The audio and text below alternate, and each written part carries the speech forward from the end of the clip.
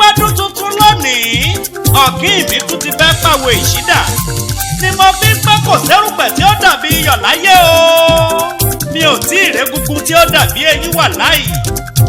èrò ìyàwó ẹ wá bá mi yọ̀ bá mi dúpẹ́ Miss Arẹwà ti ní ọdún tuntun lónìí Àjọkẹ́ adé mi ọ̀wọ́n èyí mẹ́nugún akọ́bẹ́kọrẹ́ akúrúyẹjọ́ òwò lọ́kàn níyàn.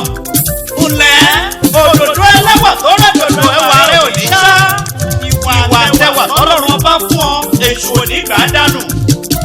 mo ti fi lẹ́pọ̀ tí fọ̀nà roka ẹ wá bá ń fagbada díran torí Afọláṣadé mi ọ̀wọ́n aya Sunny Arẹwà. Happy birthday to you olólùfẹ́ mi ìfẹ́ tó fẹ́ mi ló mú mi fẹ́ ọ yẹ àtẹ̀rẹ̀fẹ́ rẹ ló fẹ́ sí mi bẹ́ẹ̀.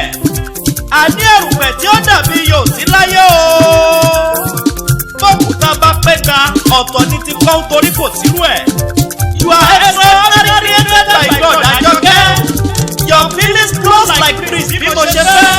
Trust, love, care and support lóhun tí mo fẹ́.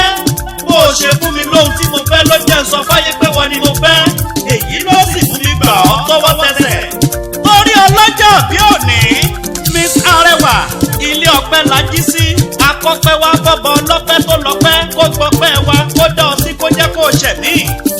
Aminat ọmọ Mohammed kórí ojú ṣọ̀pọ̀lọpọ̀ ọdún lókè èèfẹ̀. ǹlẹ́ o aya Sunny Arẹwà máa dá kọjọkọjọ ọjọ́ tá a bí ọ ló pé ìdí gbogbo òrùṣẹ́ kò báyọ̀. ó yẹ tẹ́wọ́ àdúrà kó o máa ṣàmì. ire lójú owó rí ojú rẹ ò ní rí bí. ojú àṣà kì í rí bí tàwòdì kì í rọrọ̀. àníṣẹ́kẹ̀rẹ̀ kì í bá wọn ròde ìbànújẹ́ láyé.